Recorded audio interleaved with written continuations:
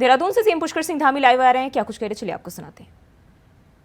मुझे पूरी उम्मीद है कि तय समय से पहले इसका लोकार्पण भी हो जाएगा।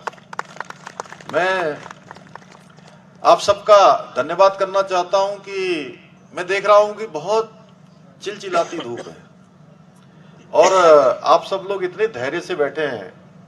मैं भी सोच रहा था कि पता नहीं आपका इतना धैर्य ये वास्तव में हम सबको प्रेरणा दे रहा है, हमारा उत्साहवर्धन कर रहा है कि मैंने देखा एक भी व्यक्ति, जितने लोग जब मैं कार्यक्रम में आया था उतने ही लोग, कार्यक्रम का अब समापन होने वाला है, उतने ही सारे लोग अभी तक बैठे हुए हैं। इसके लिए भी मैं आपका धन्यवाद करता हूं। भगवान सूर्यदेव प्रचंड अपनी उस पर है, वेग पर है। आज यहाँ पर 215 करोड़ से भी अधिक की विकास योजनाओं का लोकार्पण शिलान्यास किया गया है। ये सारी योजनाएं आने वाले समय में पूरे हमारे देहरादून के लिए विकास के मील का पत्थर साबित होंगी। हमारी सरकार ने पूरे उत्तराखंड के अंदर अनेक जन कल्याणकारी योजनाओं को शुरू किया है, उसके हम शिलान्यास भी कर रहे हैं और लोकार्पण भी कर रहे हैं। हाँ, एक बात जरूर है कि जिनका हम लोकार्पण करते हैं, जिनका शिलान्यास करते हैं, भगवान की कृपा से, आप सबके आशीर्वाद से, उन सब का लोकार्पण भी तय समय पर करते हैं। ये मैं ऐसे ही नहीं कह रहा हूं। पिछले विगत 2 माह में पूरे उत्तराखंड के अंदर हर एक जनपद में मैं गया, मातृशक्ति के बड़े बड़े आयोजन हुए। हमने हमारी मातृशक्ति को आगे बढ़ाने के लिए, उनके उत्थान के लिए, उनको रोजगार स्वरोजगार से जोड़ने के लिए मातृशक्ति महोत्सव पूरे उत्तराखंड के प्रत्येक जनपद में आयोजित किए। उस दौरान अनेक अन्य कार्यक्रमों में भी जाना हुआ। पिछले दिनों टनकपुर में 2215 करोड़ की योजनाओं का भूमि पूजन किया गया माननीय नितिन गडकरी जी के साथ। हरिद्वार में NHAI की 4700 करोड़ की योजनाओं का लोकार्पण शिलान्यास किया गया। हरिद्वार में ही मातृशक्ति के कार्यक्रम में 1168 करोड़ की योजनाओं का शिलान्यास हुआ।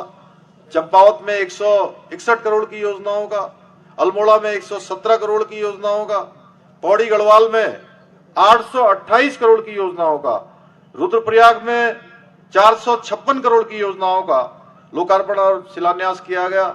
इसी प्रकार से टिहरी, उत्तरकाशी, चमोली, पिथौरागढ़, बागेश्वर, नैनीताल, उधम सिंह नगर, सभी जिलों में विगत 2 माह में करोड़ों करोड़ रुपए की जो योजनाओं का लोकार्पण और शिलान्यास हुआ, यह दर्शाता है कि हम किस मिशन को लेकर आगे बढ़ रहे हैं, किस स्पीड और स्केल के साथ कार्यों को पूरा कर रहे हैं। जबकि पहले की सरकारों में, जैसा अभी उमेश भाई ने बताया, यहाँ पर आदरणीय प्रेमचंद जी ने भी बताया कि सरकारें योजनाओं की जो नींव तो रखती थी और चुनाव के बाद उन्हें करना भूल जाती थी, लेकिन हमारी सरकार जिन योजनाओं का भी शिलान्यास करती है उनका लोकार्पण भी करती है, क्योंकि हमारी सरकार हर क्षेत्र के संतुलित विकास पर हमने ध्यान केंद्रित किया है। चाहे शहरी क्षेत्र हो, चाहे ग्रामीण क्षेत्र हो, चाहे अर्ध सरकारी क्षेत्र हो, अर्ध शहरी क्षेत्र हो, हर क्षेत्र के विकास के प्रति हम संकल्पबद्ध है। हमारा जोर है कि सबका संतुष्टिकरण होना चाहिए, तुष्टिकरण किसी का नहीं होना चाहिए। जो वोट बैंक की राजनीति चलती थी, अब वो वोट बैंक की राजनीति समाप्त हो रही है। अब विकास आधारित राजनीति आगे बढ़ रही है। हमारे प्रधानमंत्री मोदी जी के नेतृत्व में डबल इंजन की सरकार न जाति का सहारा लेती है, न झूठ का सहारा लेती है। हम कर्म करने पर विश्वास करते हैं। हम जो भी कहते हैं आपके आशीर्वाद से कहते हैं, आपके समर्थन के कारण से कहते हैं, और जो भी हम वादा करते हैं उसे हर हाल में पूरा करके दिखाते हैं, और आगे भी जो कहेंगे उसे हर हाल में पूरा करके दिखाएंगे। भाइयों बहनों, आज आदरणीय मोदी जी के नेतृत्व में हमारा देश तेजी से आगे बढ़ रहा है, हर क्षेत्र में आगे बढ़ रहा है। सुरक्षा, आर्थिक समृद्धि, आस्था का सम्मान हो, आजीविका, रोजगार, स्वरोजगार हो, हर एक क्षेत्र में आज दुनिया भारत का दर्शन कर रही है। आज भारत के रुख का इंतजार हर एक मौके पर होती है। भारत की ताकत को, ये सब बातें जो दुनिया के अंदर आज हमारे काम है, हमारे प्रधानमंत्री जी के काम है, वो भारत को प्रतिष्ठित करने का काम कर रहे हैं, भारत को एक नई पहचान देने का काम कर रहे हैं। देश के विकास की तरह ही आज देवभूमि उत्तराखंड का भी तेजी से विकास हो रहा है। तेजी से लोगों की धारणा बदली है उत्तराखंड के प्रति, एक भाव आज पूरे भारतवर्ष के अंदर और पूरी दुनिया के अंदर बना है। आज देवभूमि में इतने विकास के कार्य इसलिए हो पा रहे हैं, इतने हमारे उमेश भाई ने कहा कि हम इतने वोटों से जिताएंगे, 50,000 40,000 वोटों से कहा। इस बार कितने से कहा? इस बार इन्होंने कहा 70,000 वोटों से जिताएंगे। गणेश 70% 80% वोटिंग जो है, टोटल वोटिंग के जो है रायपुर विधानसभा से जिताएंगे कहा। गणेश जोशी ने कहा उसमें 10,000 और जोड़ देंगे। और प्रेम भाई ने कहा कि जो है पिछली बार पहले नंबर पर थे, इस बार फिर उससे ज्यादा करेंगे हम। तो अगर ये हम सब कह पा रहे हैं, इतनी ताकत अगर किसी ने दी है तो ये ताकत आप लोगों ने दी है। आपकी ताकत के दम पर जो भी हम काम कर पा रहे हैं वो इसीलिए कर पा रहे हैं कि जैसा अभी कहा इन्होंने कि एक मिथक तोड़ने का काम, एक परिपाटी बदलने का काम किसी ने किया है। और रात दिन जो हम लोग प्रयास कर रहे हैं, जो अभी ये मेरे बारे में ही कह रहे थे कि मैं दिन में यहाँ होता हूं, अभी इधर के कार्यक्रम में होता हूं, फिर उधर के कार्यक्रम में होता हूं, ये सारी ऊर्जा अगर किसी से प्राप्त होती है तो भाइयों बहनों आपसे प्राप्त होती है। आपसे प्रेरित होकर ये मन करता है कि हर क्षण और हर पल केवल और केवल अपने राज्य के विकास के लिए लगाएं। डबल इंजन की सरकार डबल स्पीड से काम करती है। इस कारण देवभूमि में लगातार आज विकास के काम आगे बढ़ रहे हैं। भाइयों बहनों, देवभूमि में विकास के कार्य होने के साथ ही नौजवानों के लिए रोजगार के भी अवसर तेजी से बढ़े हैं। नागरिकों की जो सुविधाएं हैं, उन सुविधाओं का भी विस्तार हुआ है। बहुत सारे काम जो बहुत सालों पहले हो जाने चाहिए थे, वो काम अब जाकर धरातल पर उतर रहे हैं। पहले की सरकारों में जो विकास का इंजन था, उस विकास के इंजन को जंक लग गया था, वो इंजन बैठ गया था, वो इंजन चल ही नहीं रहा था। तो सीएम धामी को अभी आप लाइव सुन रहे थे और बढ़ते आगे। लोकसभा चुनाव को देखते हुए भारतीय जनता पार्टी ने उत्तराखंड की 5 में से 3 लोकसभा सीटों पर अपने प्रत्याशियों की घोषणा कर दी है। बता दें कि बीजेपी के प्रदेश चुनाव प्रभारी दुष्यंत कुमार गौतम की माने तो बीजेपी हर सीट पर अपना मंथन कर रही है और अपनी चुनावी रणनीति को धरातल पर उतारने का प्रयास कर रही है। साथ ही बीजेपी के प्रदेश चुनाव प्रभारी दुष्यंत कुमार गौतम ने कहा कि अगर पार्टी को बड़ी जीत हासिल करनी है तो हर लोकसभा सीट पर ज्यादा वोट प्राप्त करने हैं और फिर इसके लिए मेहनत भी ज्यादा करने की जरूरत है और उसके लिए पार्टी का हर कार्यकर्ता तैयार है। नेताओं की जिम्मेदारी तय कर दी गई है।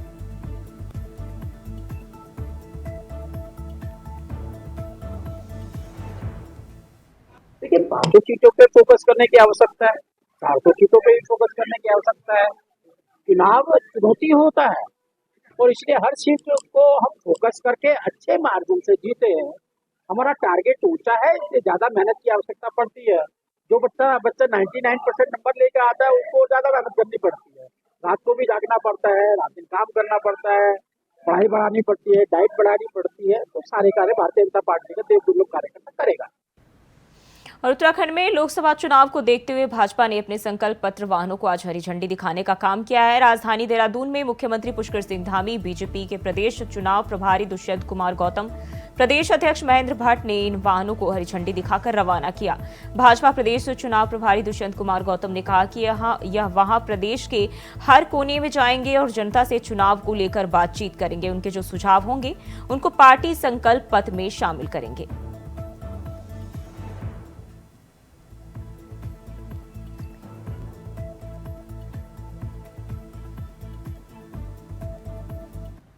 अभी उत्तराखंड के मुख्यमंत्री जी के द्वारा संकल्प पत्र वाहन का शुरुआत की गई है। वो सभी क्षेत्रों में जाएंगे और वहां पर जाकर कैसा उत्तराखंड चाहते हैं। युवाओं का, महिलाओं का, किसानों का, मजदूरों का, सभी के सुझाव उसमें लिए जाएंगे।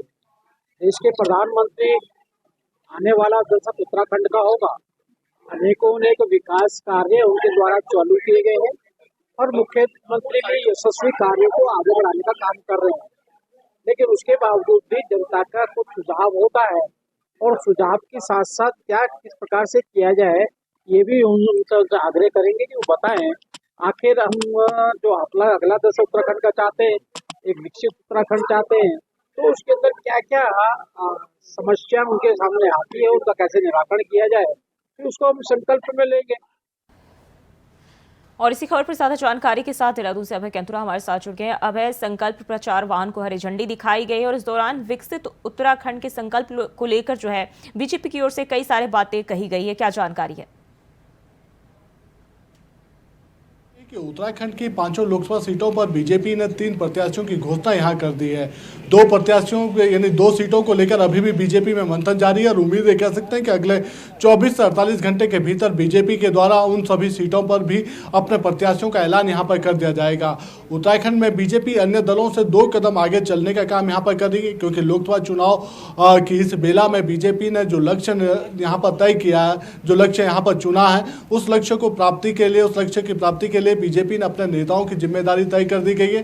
कार्यकर्ताओं के लिए कार्यक्रम यहाँ पर पूर्व निर्धारित यहाँ पर कर दिए गए हैं और इन्हीं कार्यक्रमों की बेला में आप ये समझ सकते हैं कि बीजेपी ने अपने संकल्प वाहन जो हैं, जो बीजेपी की रीति नीति को आम जनता के बीच पहुंचाने का काम करेंगे। केंद्र राज्य सरकार की जो उपलब्धियां हैं, उन उपलब्धियों को इन प्रचार वाहनों के माध्यम से जनता के बीच ले जाने का काम वहां पर होगा। उन वाहनों को आज हरी झंडी दिखाने का काम यहाँ पर किया है। मुख्यमंत्री पुष्कर सिंह धामी ने इन वाहनों को हरी झंडी दिखाते हुए उन्हें रवाना यहाँ पर किया है। सबसे बड़ी बात है कि ये वाहन 2 काम यहाँ पर प्रमुखता से करेंगे, यानी बीजेपी की जो रीति नीति है, जो उपलब्धियां हैं, उन्हें जनता के बीच ले जाएंगे। साथ ही जनता के जो फीडबैक होगा, उस फीडबैक को भी एकत्रित करने का काम ये वाहन यहाँ पर करेंगे और ये फीडबैक वही होगा जो जनता की तरफ से चुनाव में सरकार के लिए उन मुद्दों को एकत्रित करने का काम यहाँ पर करेंगे कि सरकार को किस प्रकार से आगे बढ़ना चाहिए, कौन सी ऐसी योजना है जिसको लागू करना चाहिए, जनता की जो प्रमुख समस्या है उनको बताने का काम यहाँ पर होगा। बीजेपी का जब चुनाव को लेकर अपना दृष्टिपत्र जारी होगा तो उस दृष्टिपत्र में उन सभी संकल्पों को यहाँ पर रखने का काम यहाँ पर किया जाएगा। तो ये समझा जा सकता है कि बीजेपी लगातार प्रयासरत है, कि लगातार इस उम्मीद में है कि इस काम को आगे बढ़ाया जा सके। जी, बीजेपी की ओर से कहा गया है कि जनता के बीच जाएंगे, जो भी उनके सुझाव होंगे उनको पार्टी संकल्प पत्र में शामिल करेंगे, यानी कि बीजेपी चुनावी रण में धार मारने को लेकर कोई भी कसर छोड़ना नहीं चाह रही है। कि सबसे बड़ी बात है कि बीजेपी ने लक्ष्य यहां पर बड़ा चुना है। उत्तराखंड की 5 लोकसभा सीटों पर हर सीट पर 5 लाख से ज़्यादा मतों से जीत हासिल करने का लक्ष्य यहां पर रखा गया है। हर सीट पर पिछली बार के तुलना में ये कह सकते हैं कि पहाड़ में 10% हर बूथ पर वोट बढ़े हुए होने चाहिए और मैदानी क्षेत्रों में हर बूथ पर 370 नए वोट बीजेपी के पक्ष में होने चाहिए। और उस लक्ष्य की प्राप्ति के लिए जरूरी है कि मेहनत भी बीजेपी को यहाँ पर करनी पड़ेगी। यही वजह कि बीजेपी का जो लक्ष्य है वो लगातार आगे बढ़ रहा है और उस लक्ष्य की प्राप्ति के लिए बीजेपी लगातार यहाँ पर काम कर रही है और उम्मीदें की जा रही है कि बीजेपी ने जिस प्रकार से अपनी चुनावी रणनीति यहाँ पर बनाई है, उस रणनीति के तहत बीजेपी अपने उस लक्ष्य को प्राप्त भी कर लेगी, क्योंकि विपक्षी दल अभी भी प्रत्याशियों की तलाश करने में यहाँ पर जुटे हुए हैं। पार्टी में जो गुट बने हुए हैं, उन गुटों को एकजुट करने में अपना मंथन वो यहाँ पर कर रहे हैं। चुनावी मुद्दे क्या होंगे, उन मुद्दों को अभी तक बीजेपी विपक्षी दल एकत्र नहीं कर पाए हैं। तो ऐसे में समझा जा सकता है कि बीजेपी ने लक्ष्य बड़ा चुना है, नेताओं की जिम्मेदारी तय कर दी और अपनी रणनीति के तहत उस हिस्सों को आगे या उस रणनीति को आगे बढ़ाने का काम यहाँ पर बीजेपी कर रही है। जी, दुष्यंत कुमार भी 2 दिनों के प्रदेश दौरे पर है। इस दौरान जो है क्या कुछ खास बातचीत होगी, अपने कार्यकर्ताओं को क्या मंत्र देंगे, किस तरह की रणनीति बनाई जाएगी? सबसे बड़ी जो रणनीति है इस दौरे की, जो खास बात जो यहाँ पर रहेगी वो ये है कि कार्यकर्ताओं की जो बैठक उनके द्वारा ली जाएगी। यानी पदाधिकारियों की बैठक तो होगी, लेकिन जो धरातल पर काम करने वाले हैं, पार्टी का जो आंख और नाक के रूप में जो काम करते हैं, पार्टी के जो विस्तारक होते हैं, उन विस्तारकों की बैठक उनकी तरफ से यहाँ पर ली जाएगी। विस्तारक बताएंगे किस क्षेत्र में पार्टी कमजोर है, किस क्षेत्र में किस नेता का कितना बड़ा प्रभाव है, क्या कुछ वहाँ पर करने की आवश्यकता है जिससे वहाँ पर बड़ी जीत हासिल की जा सकती है। शुक्रिया आपका तमाम जानकारी के लिए। और बढ़ते आगे, लोकसभा चुनाव को लेकर बीजेपी ने अपना प्रचार अभियान तेज कर दिया है। प्रदेश में लोकसभा चुनाव के लिए प्रधानमंत्री मोदी की गारंटी को लेकर गाना लॉन्च किया गया है। बीजेपी राष्ट्रीय कार्यालय में बीजेपी के मीडिया प्रभारी और उत्तराखंड के राज्यसभा सांसद अनिल बलूनी और प्रदेश प्रभारी दुष्यंत कुमार गौतम ने मिलकर मोदी की गारंटी गाने को लॉन्च किया। आपको बता दें, इस गाने को शुभम पवार ने गाया है और इसके कविता हटवाल ने बोल लिखे हैं। चौड़ी ऑल वेदर रोड मेरा उत्तराखंड।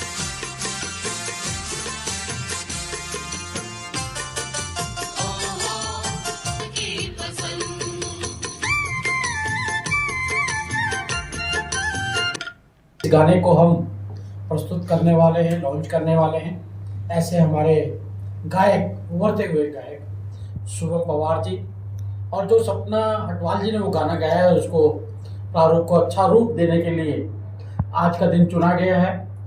और सही मायने में देखा जाए तो उत्तराखंड विश्व में अपना एक कीर्तिमान इस 5 वर्षों में उसने स्थापित किया है। और सही मायने में देखा है, देश के प्रधानमंत्री जो बलूनी जी ने कहा कि आने वाला दशक होगा वो उत्तराखंड का होगा, और आज उत्तराखंड उस दिशा में बढ़ भी रहा है। सभी युवाओं के दिल की धड़कन है।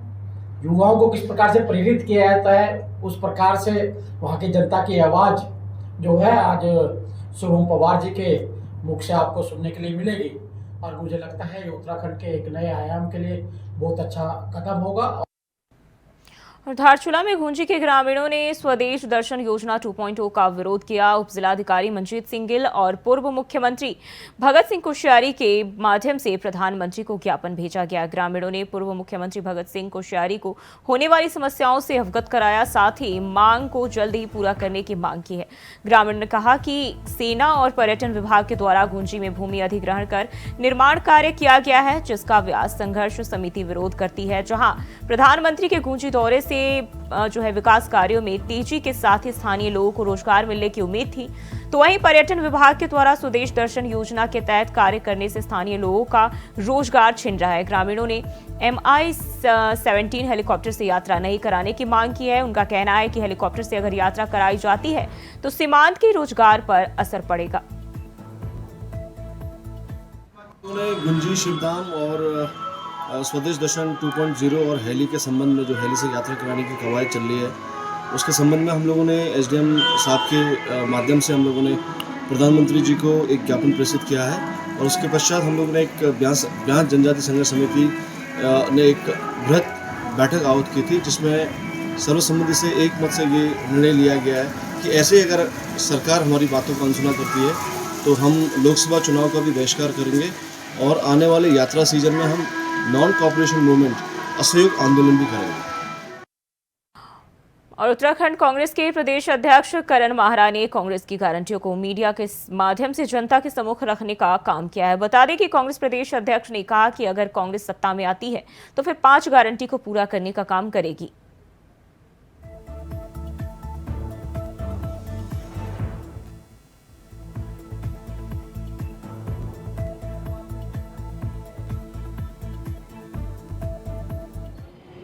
राहुल गांधी जी और आदरणीय मल्लिकार्जुन खड़गे जी ने 5 गारंटी देश को देने का काम किया है। एक तरफ मोदी जी की जितनी गारंटी थी, चाहे OPS से रिलेटेड हो कोई गारंटी नहीं, काले धन को लेकर पूछो कोई गारंटी नहीं, रोजगार को लेकर पूछो कोई गारंटी नहीं, महिला सुरक्षा को लेकर दे कोई गारंटी नहीं, किसानों के मामले उठाओ तो उसमें कोई गारंटी नहीं। दूसरी तरफ राहुल गांधी जी ने अभी तक जो कहा है लोग भरोसा करते हैं। उन्होंने ओल्ड पेंशन स्कीम की बात कही थी, तो जितने राज्यों में कांग्रेस की सरकार बनी वहाँ उन्होंने पुरानी पेंशन को बहाल करने का काम किया था। और आज उन्होंने 5 गारंटी दी हैं, जिसमें कांग्रेस ने कहा है कि हम 30 लाख जो भर्तियाँ खाली पड़ी हैं, जहाँ सीटें खाली पड़ी हैं पूरे देश में, हम उनको भरने का काम करेंगे। साथ ही उन्होंने कहा कि हमारे स्वास्थ्य सेक्टर में, शिक्षा के सेक्टर में, आंगनबाड़ी, आशा कार्यकर्ती, हमारे फौज इत्यादि अर्धसैनिक बल, इनमें और ज़्यादा लोगों की आवश्यकता है, तो उसमें नए पदों को सृजित करके उनको भी हम भरने का काम करेंगे। और देवभूमि समाचार में फिलहाल के लिए बस इतना ही। खबरों के लिए बने रहिए इंडिया वॉइस के साथ।